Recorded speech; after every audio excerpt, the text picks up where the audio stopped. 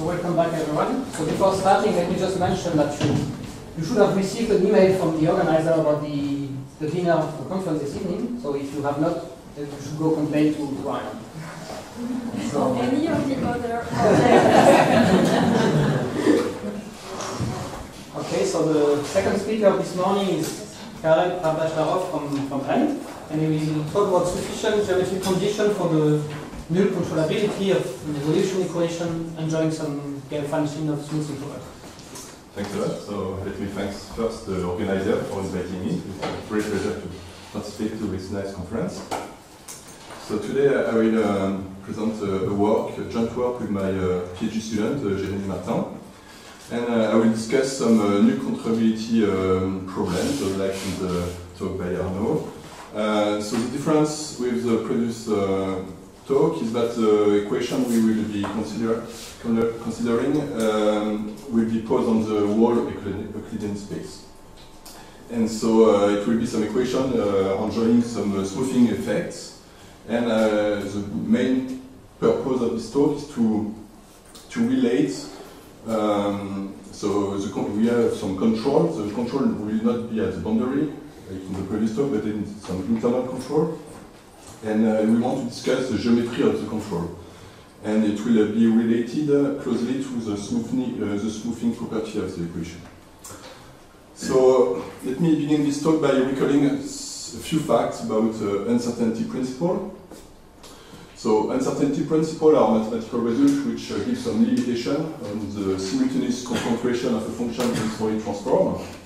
So probably the most famous manifestation of the uncertainty principle is the Heisenberg uncertainty principle, which states as follows. Here.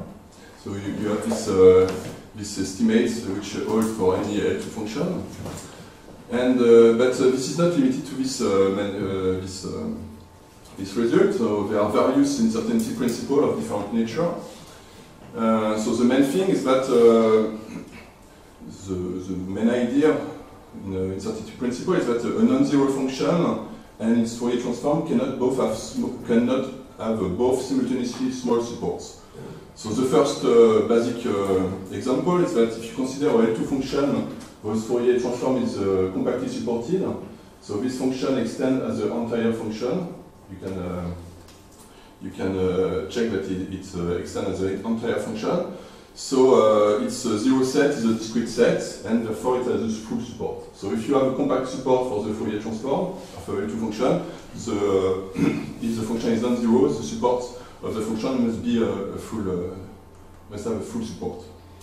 So this leads to the notion of weak annihilating pairs, and a related notion, a quantitative notion of this, which is called strong annihilating pairs. So let me define what I mean by this notion. So let S and sigma be two measurable subsets of Rn. So we say that the pair S sigma is a weak annihilating pair if the only function, L2 function, which is supported in S and whose Fourier transform is supported in sigma is the zero function. And so you can quantify this notion, the fact that there is no, except the null function supported in S and whose Fourier transform is supported in sigma, by the following type of estimates. So the pair S sigma is said to be strong annihilating pair if you have this type of estimates. So if you are a strong annihilating pair, you are a weak annihilating pair, right? Because here you control the full L2, the square of the L2 norm by the L2 norm of the function, but just on the complement of S in R, and you add the complement of the integral of the Fourier transform, the L2 norm of the Fourier transform, but on the complement of sigma. So, so if S has a positive Legabek measure, you cannot remove this term, or you need to have these two terms, right, to have such an estimate. So if S and sigma, the pair S sigma is a strong annihilating pair, it's equivalent to provide this formulation is equivalent to this one. So the difference that so you have a different constant here, which depends on S and sigma. So it will be important in this talk to understand the dependence of the constants here, because I want to apply this uncertainty principles for in control theory. So it will be important to track the dependence of the constants with respect to the subset S and sigma. So so some example of weak analytic pairs. So the first basic example is the case that if S and sigma are compact sets, then it's a weak analytic pairs. So this is just the discussion we had before. So if L2 function is compactly supported as the Fourier, if L2 function has its Fourier transform compactly supported, then it has full support, and so if you require that S is compact, you just have the zero function. So, but the fact that S and sigma are bonded is not really important, because this result was extended by Benedicts, who show that the pair S sigma is a weak analytic one if S and sigma are of finite Lebesgue measure. And actually, RM and Berthier show that it's under the same assumption, it's actually a strong analytic pairs. So as I mentioned before, I will be interested in tracking the constants, the size of the constants. So in this case, when S and sigma have some finite Lebesgue measure, you have some estimates obtained by Nazarov in the one-dimensional cases in terms of the measure of the sets S and sigma. So this was extended by Philippe Jamin in the multidimensional case under some extra assumption of convexity for one of the two sets. But as for now, there is no complete theory of no exhaustive description of strong analytic pairs. So what is nice is that in some specific cases we have a full description, which is given by the Lovinenko-Sereda theorem. So we have a full description in the particular case when sigma is a bonded set, right? So if you assume that S and sigma are measurable subsets of Rn, and if you assume that sigma is bonded, we have some description of all the subsets S of Rn, which forms a strong analytic pairs with sigma. And this characterization is the following. So S sigma is a strong analytic pairs if and only if the complement of S in Rn is a fixed set. So what is a fixed set?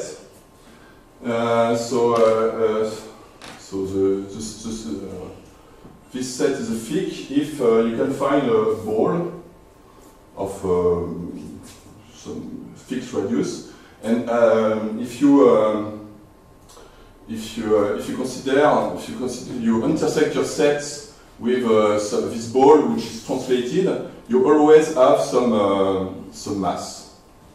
So here in the definition, I take some cubes with with sides parallel to the coordinate axis. But it works with balls for any norm in Rn.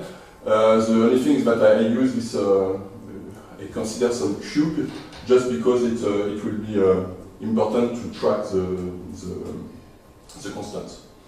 So we have this complete description. So thanks to this Lovinenko-Sereda theorem, which is a result which was proved in the 60s. And what is interesting to notice is that if S is such that its complement is Fick, you have a strong analytic pairs with any subset sigma which is bonded. The only thing is that the constant which appear in the estimates characterizing the strong analytic pair depend on sigma. And so what will be important is to try to characterize this dependence with respect to sigma. So this was done in 2001 by Kovryshkin, who proved a quantitative version of the Lovinenko-Sereda theorem. So his result is the following. So there exists a universal constant positive constant which depend only on the dimension, such that if sigma tilde is a gamma fixed set at scale L, so here I take a cube of with some length L, and so gamma is a positive constant which is smaller than 1.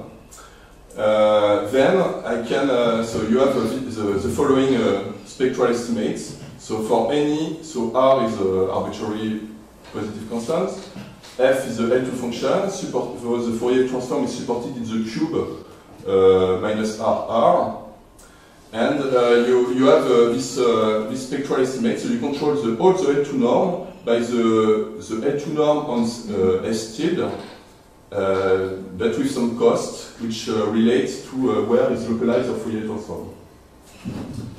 And so thanks to this quantitative version of the Löwin-Kostereda theorem, so two group of people, so Egidi, Michael Egidi and Ivan Deslik from one end, and Wang Zhang on the other end, proved that provided necessary and sufficient condition on the control subset to get null controllability of the heat equation posed on the whole Euclidean space. And so this geometric condition which appear on the control subset is the fact that omega is thick. So let me explain how is proved this result. So let me first recall so the notion of null controllability and the related notion of observability. So if you consider a closed operator on L2, which generates a strongly continuous subgroup, so you consider the following equation with some second term here, which is the control function.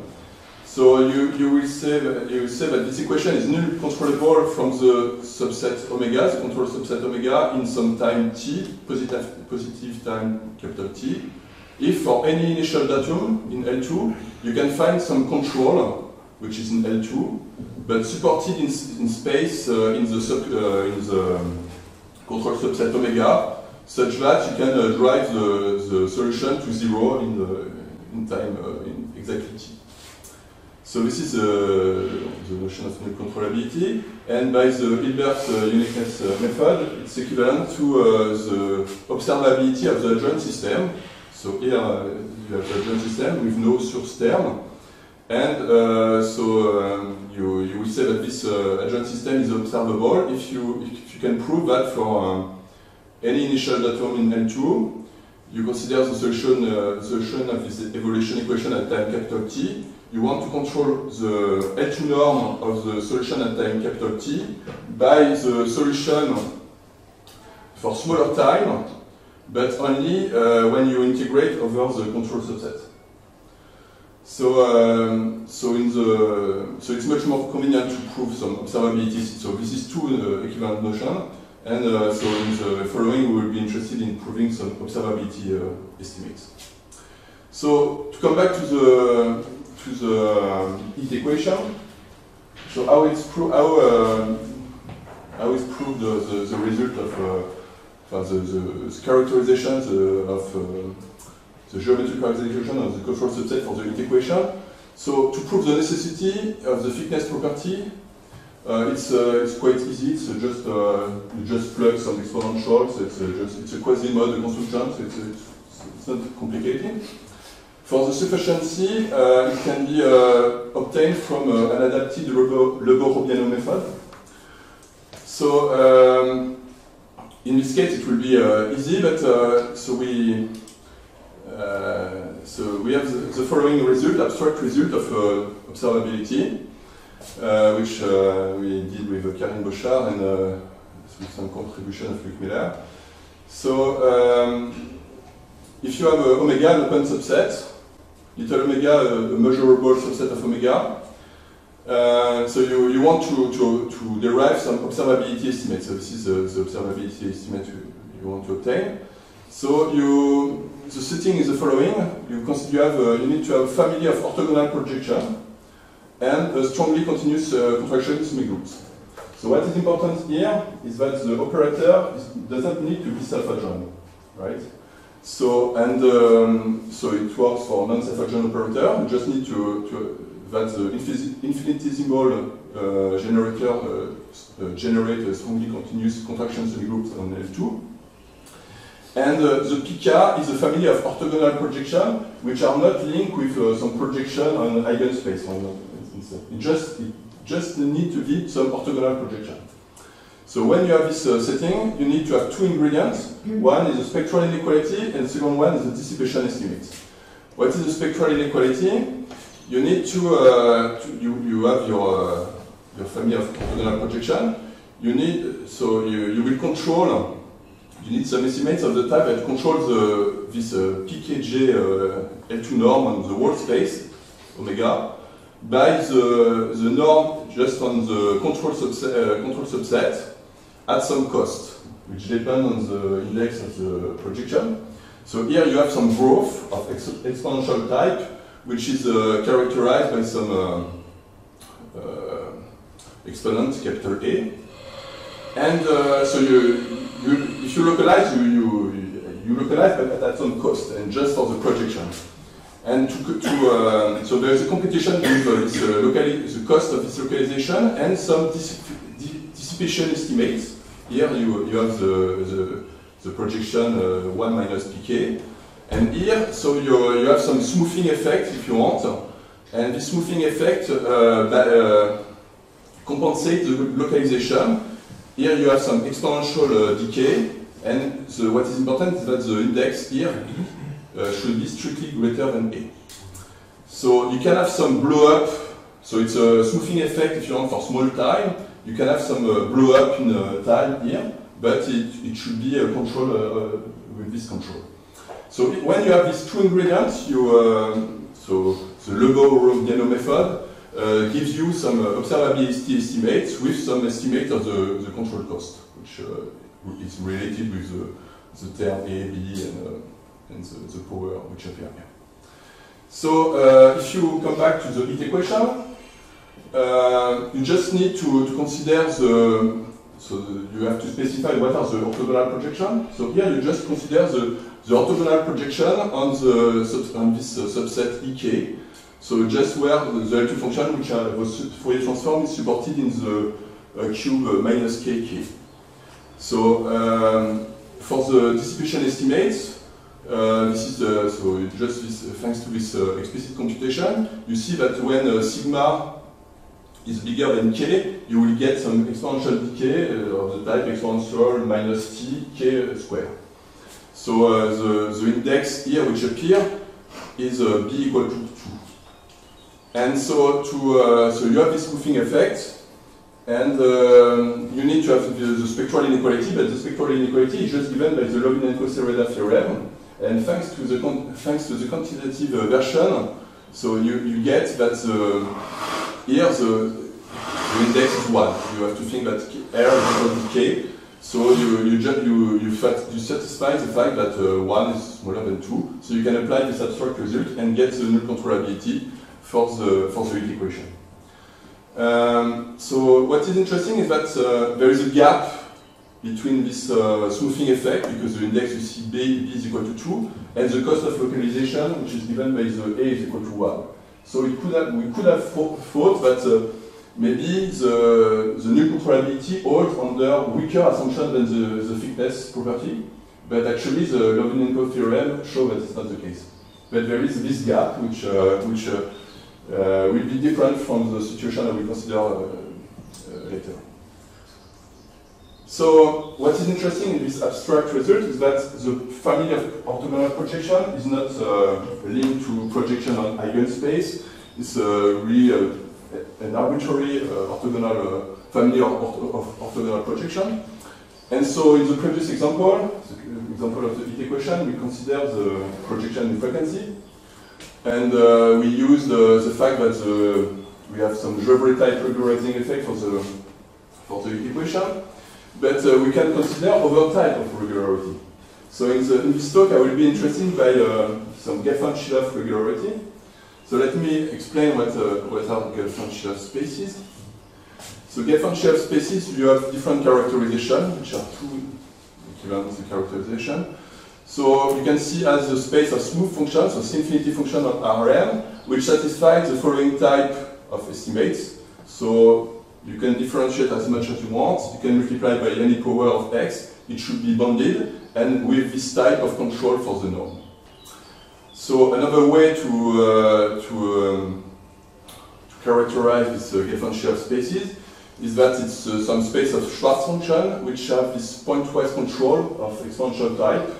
And so the index, you have two indexes, mu and nu, which appear in this so for the estimate of the function and for the estimate of the Fourier transform.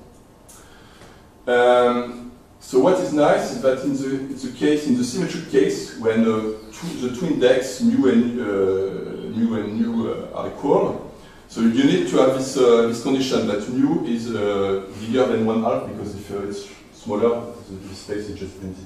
If I just 0. But what is nice is that you can characterize the fact that you are in the space S mu mu by some exponential decay of the coefficient of the function when you extend it in the Hermite basis. So here you have the sigma phi alpha is the Hermite basis. So here this is the coefficient of order alpha, and you have this exponential weight, and it must be in small L2. So the Gelfand shear, in the symmetric case, the Gelfand shear regularity is characterized by exponential decay in the Hermite expansion, of the coefficient in the Hermite expansion. So let me give you an example of.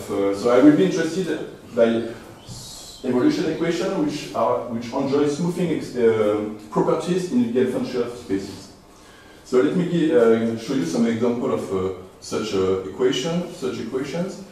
So in this talk I will consider quadratic operator. So quadratic operator are defined by some, they came up as a pseudo-differential operator defined by the Weil quantization of quadratic forms. So it looks complicated, but since the symbol we are considering Q, which depend on x and xi, are just complex value quadratic form, it's actually just some differential operator. Actually, so the Weil quantization of x to the power alpha xi to the power beta when alpha plus beta is equal to 2 is given by this this differential operator.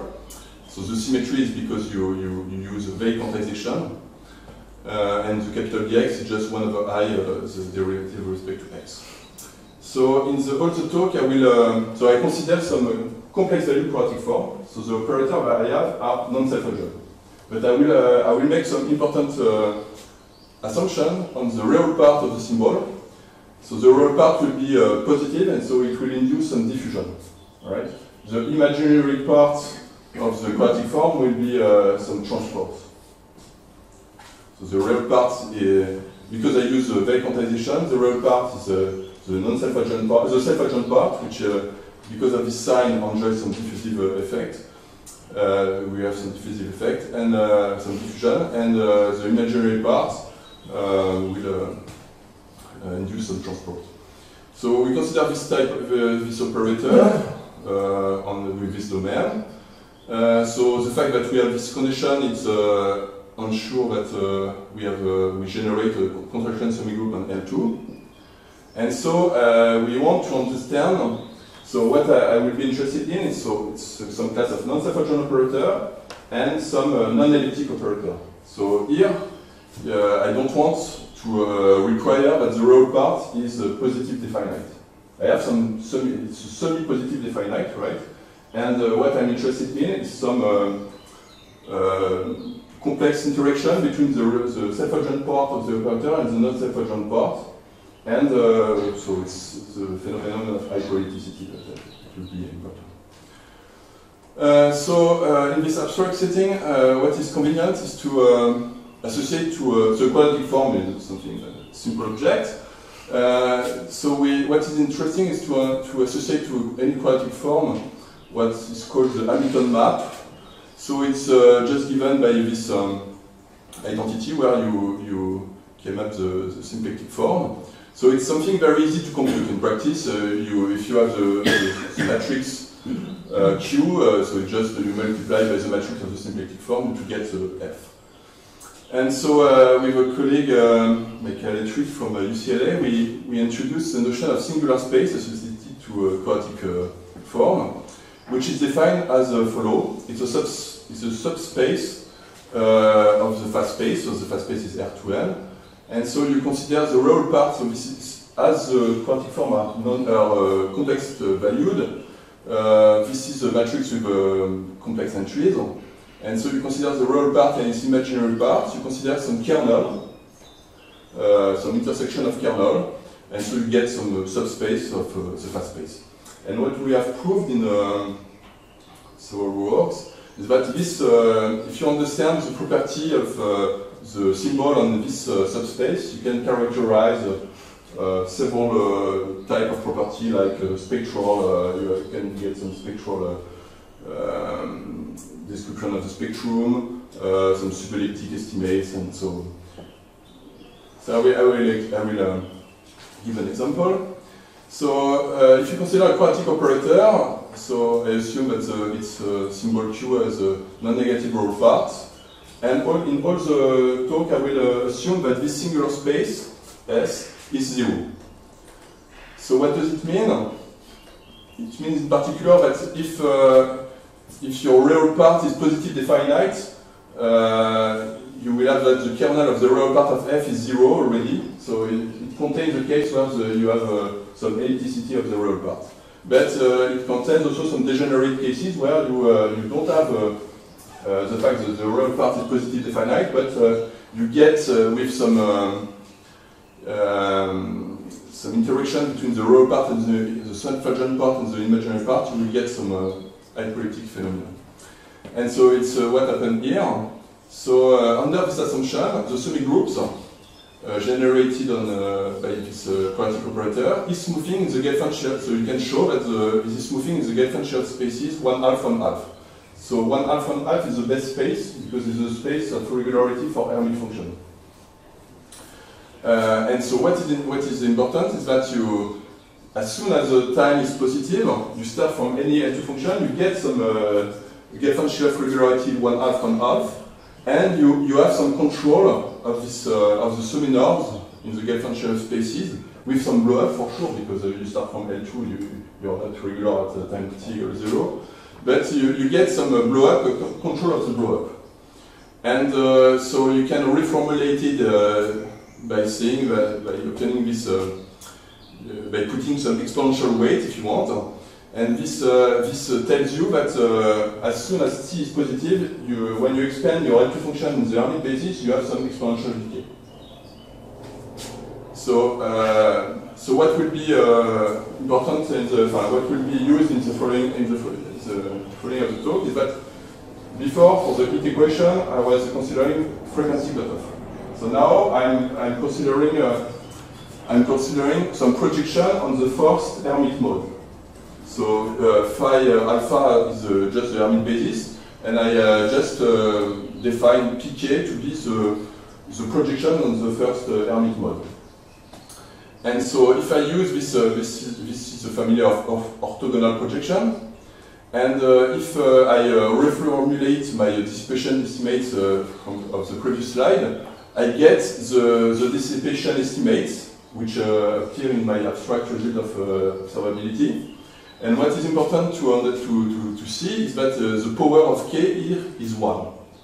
So if I'm interested in some null controllability result, I just need now, to apply my abstract result, I just need to get some spectral inequality. And so I will get null controllability as soon as I'm able to establish a spectral estimate of the following type. So for any L2 function, I project on the first Hermite mode, and I want to control the L2 norm on the whole space by the L2 norm on the control subspace at some cost, which is not will grow exponentially in k, but with a rate a which is strictly smaller than 1. So for the rest of the talk, I will be interested in that in deriving spectral estimates of that type to get null controllability for the previous class of equation. So, uncertainty principle for Hermite function. So, I consider my family of Hermite function, and I consider En, the vector subspace generated by the first Hermite function, with some alpha smaller than n. And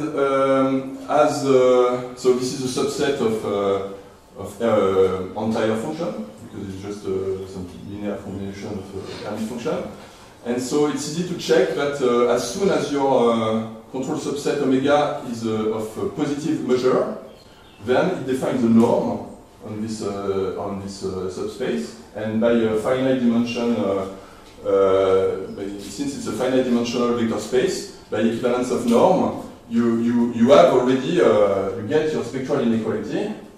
But what is important now is to understand how this constant grow with n. Okay, so the fact that you have the spectral inequality is just by finite the fact that this is a norm, and you have the equivalence of norm. So it's quite different from the case with the frequency projection, right? Because the Lobin-Kostereda theorem, you don't have a spectral inequality for any subset of positive measure.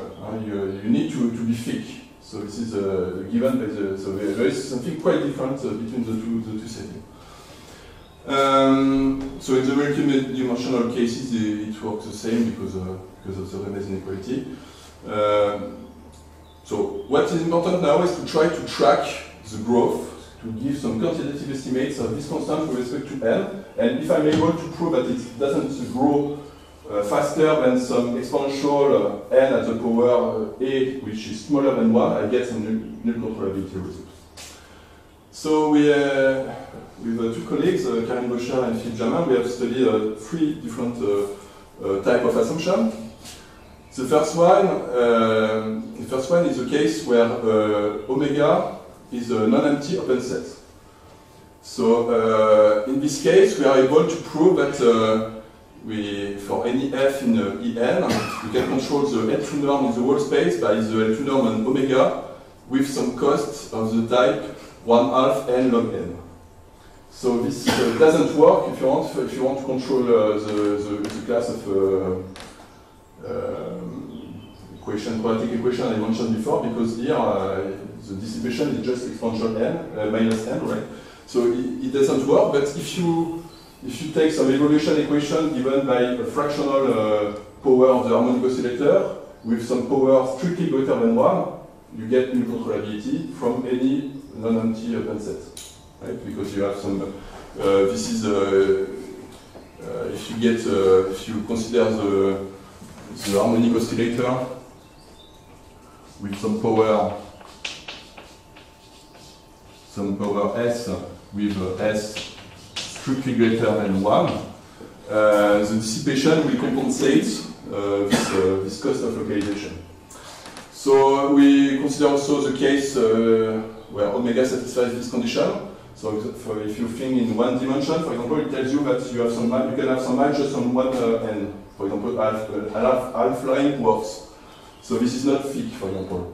Thick subset, you cannot have holes with arbitrary size, because you know that you have a cube of a fixed size, and when you translate it, you always have some mass. So this case is not covers some cases where it's not thick. So in this case, we are just critical, because we are just the cost is exactly what we have in distribution. So the abstract case doesn't work. And the last case is the case where you assume that omega is thick. So at the scale L, so we want some parameter to have some estimate which is sharp with respect to the quantitative with respect to the parameter. And so in this case, we are able to prove that the growth is in the square root of n. So in this case, we can apply the result of null controllability. So this result is just an extension. It has to be seen as an extension of the quantitative version of the Lobin-Kostereda theorem, but for now Hermite function.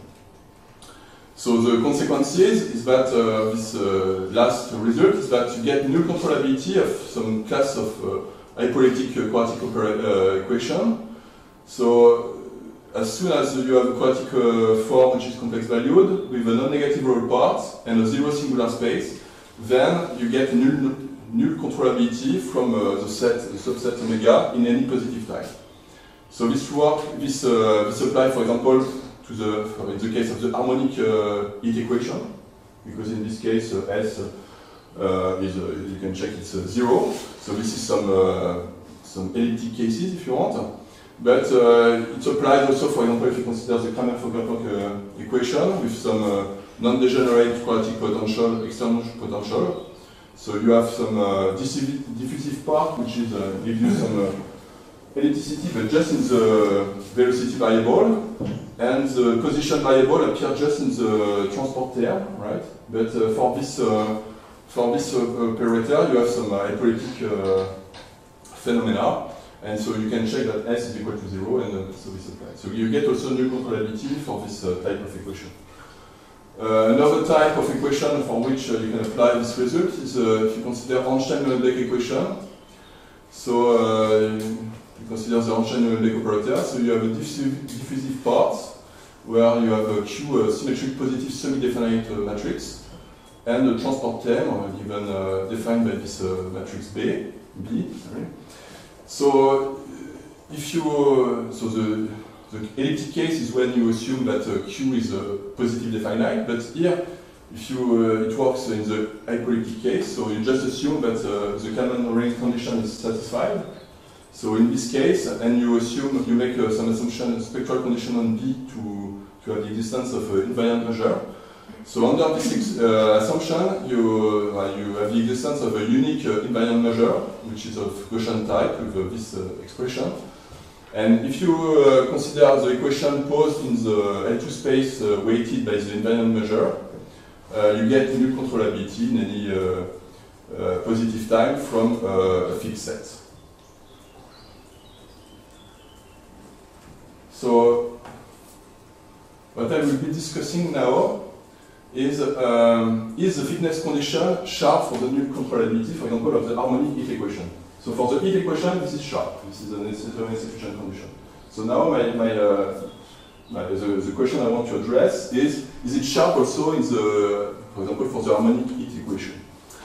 So the difference between the two equations is that for the contrary to the heat equation, in the case of the harmonic heat equation, the solution, so enjoy some smoothness, but you also enjoy its decay property. And so you expect that the fact that the solution decay much more, have some strong decay, will give you some more flexibility for the control subset. So in the case of the harmonic heat equation, so you have this smoothing effect. And so the first question is, does this decay property allow null controllability so in the heat equation case, you cannot have holes in the control subset, in the complement of the control subset, which are of arbitrary size. So here, can you allow some, for example, the fact that you have some holes with growing size? And if not, do you have some constraints on this growth? And more generally, so if I consider an evaluation equation which enjoys some smoothing properties, which is characterized by a certain smoothing property in some differential spaces, how the index of regularity relates to the geometry of the control subset for which I get null controllability. So we consider this regularity. So this is exactly the regularity you get when you consider some fractional harmonic oscillator. So you take the harmonic oscillator with some power S strictly greater than 1/2 and smaller than 1. So I want to check, I want to provide some null controllability result with some the weakest assumption on the control subset.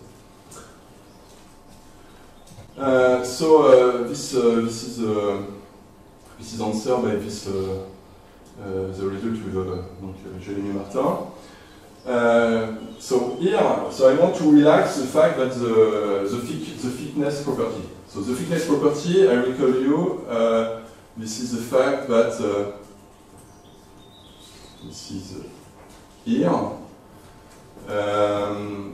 You can find some L, some cube of fixed size, but which can be large, but of fixed size. And when you translate your cube, you always have some mass with some fixed lower point. So here I want to take some ball with radius green. So I will. So the assumption is the following.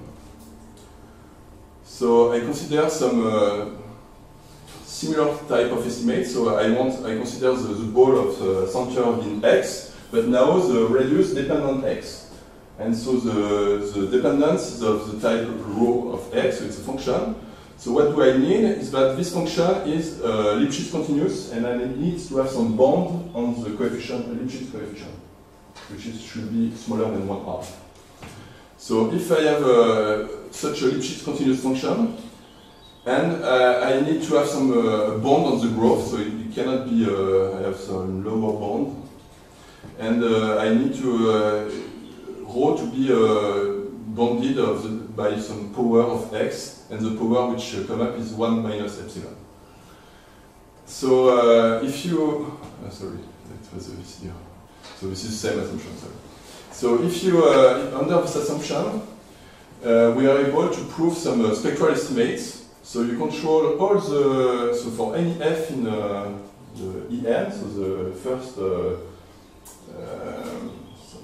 span of the first Hermite function with a lower index smaller than n, you control the L2 norm on the whole space by the L2 norm on omega, with omega satisfying this condition. And the growth, what is important is that the power of n here is strictly smaller than 1, because the epsilon here is positive. So, so it will be enough to get recontrollability for the class of apolitic quadratic equation I described before. So, for example, these assumptions are satisfied if you consider rho to be the Japanese bracket of x at the power minus 1 minus epsilon, if the constant r epsilon is not so small, too big with respect to sigma. Okay, so from this spectral estimates, you can deduce some null controllability of all the quadratic equation I mentioned before. So as soon as Q is a complex value quadratic form with a non-negative part and a zero singular space, then you get the second ingredient to use your abstract null controllability result, right? So we already have the distribution estimates. So here we get the spectral estimates, and so you get the null controllability. So this result apply in particular for the harmonic heat equation, the Cramer-Fokker-Planck equation, and with a non-degenerate quadratic potential, and or the apolitic Einstein-Helmholtz equation. So now I want to address my second question. So now I forget this particular class of quadratic equation. So I consider an abstract setting with a closed operator on L2, which generates a strongly continuous semigroup, contraction semigroup, sorry, and which enjoys some smoothing effect in some Gelfand-Schiller spaces. So here I take some parameter S, which is greater than 1/2 and smaller than 1. So I assume that I have some, as soon as time is positive, I get some Gelfand-Schiller smoothness. And I need, it's not enough to have smoothness, you need to have control of the blow-up of the semi-norm for small time. And so you say that it blow up, but not worse than this power of T. So the index, the regularity 1/2s is appear on the factorial here, which is the number of derivatives at the power of x.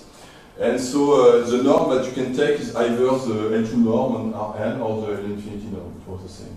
It will just change the parameter M2.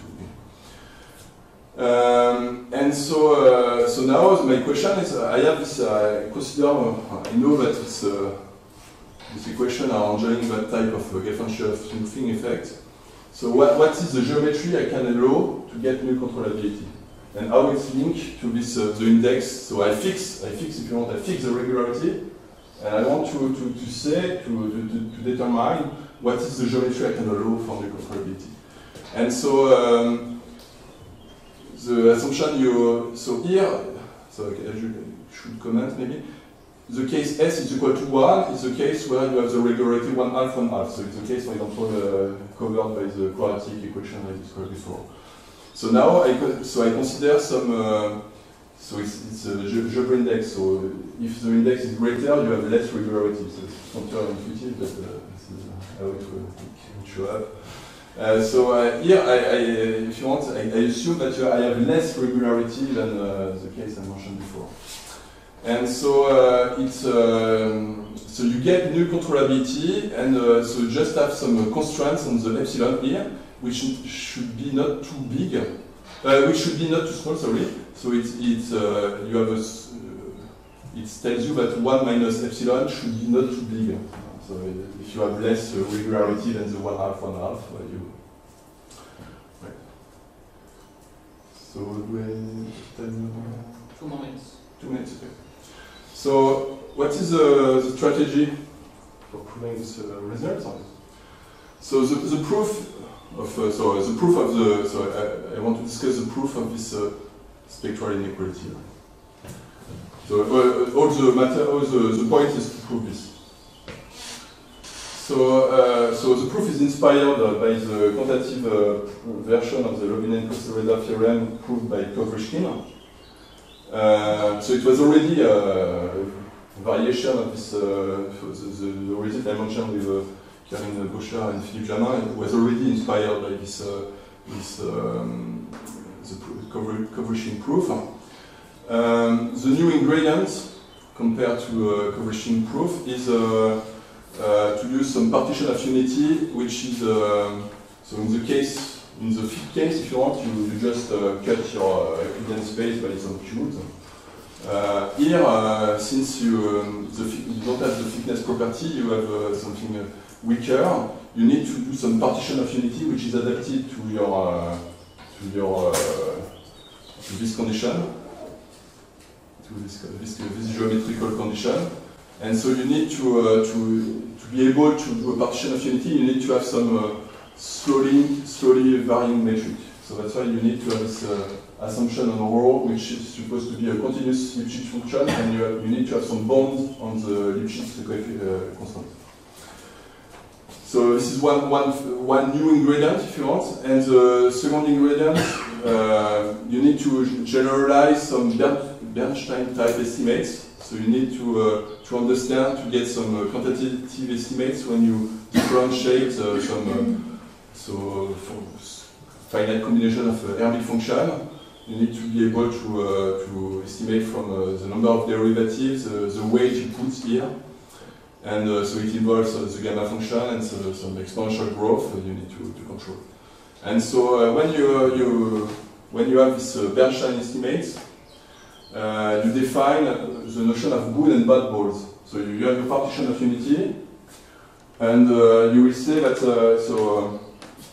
if you want to localize, so this the Bernstein inequalities for the A2 norm on the whole space, and so you will say that it's a good ball if locally you satisfy on one ball you satisfy the Bernstein inequality with some A2 norm not on Rn but on the ball here and here. So it's not true for any ball for sure, but what you show is that if you want the good balls are the balls satisfying this localized Bernstein estimate, and the bad ball you show that you don't have so much mass in the bad balls. So you control the norm on the whole space, there is the norm just on the good balls. And after you use some complex analysis result based on the Remez inequality. So just to finish maybe, because I want to be more specific, what is the Remez inequality? So the classical Remez inequality is that when you have a polynomial of degree d, you can control, so if you take a subset of 1, minus 1, 1 of positive Lebesgue measure, which is of measure strictly less than 2, you can control the supremum of the modulus of P on the whole interval -1, 1 by the supremum of modulus of P in over E, and the constant here is explicit, given by some evaluation of the Chebyshev polynomial, and it involves the measure of capital E. So there is some complex analysis result which is based on this Riemann inequality, and which allow you to get this type of spectral estimates. I will stop here.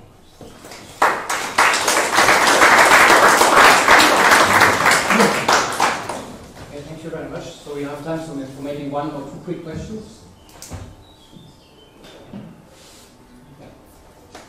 So, for example, in the case when you consider the Schrödinger operator with the position, the potential x to the power 4. So in that case, you to get a better decay in x, and so Schrödinger or the so you replace in the harmonic oscillator. You replace x2 and x4. Yes.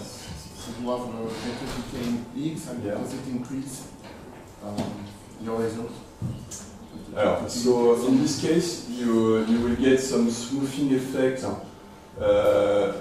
not in the symmetric Eigenfunctional spaces, but you will get and so we expect actually that it will. There is a compensation between the two frequencies of. Okay. And for example, in this special case, do you think that you need a thickness condition? So you don't need. So you already don't need a thickness condition. So I think the modified. So it will be. We expect to have similar type. So I don't know what the constant will be, but we expect to be able to relax, like in this case, in the harmonic cases.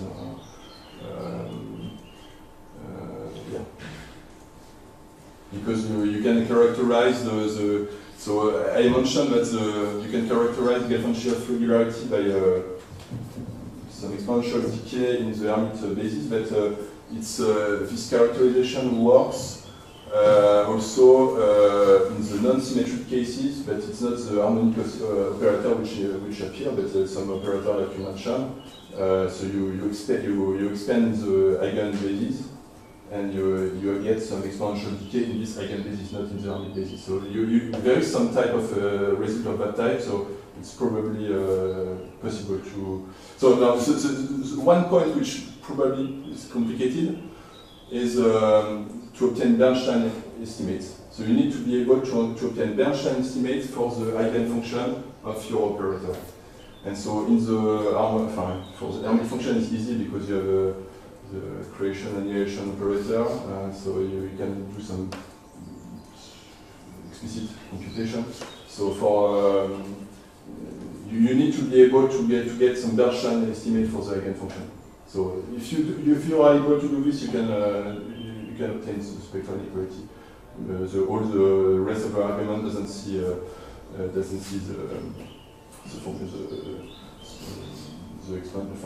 function you consider. But Bernstein, the key point is to get a Bernstein type estimate. Okay. I think this is again.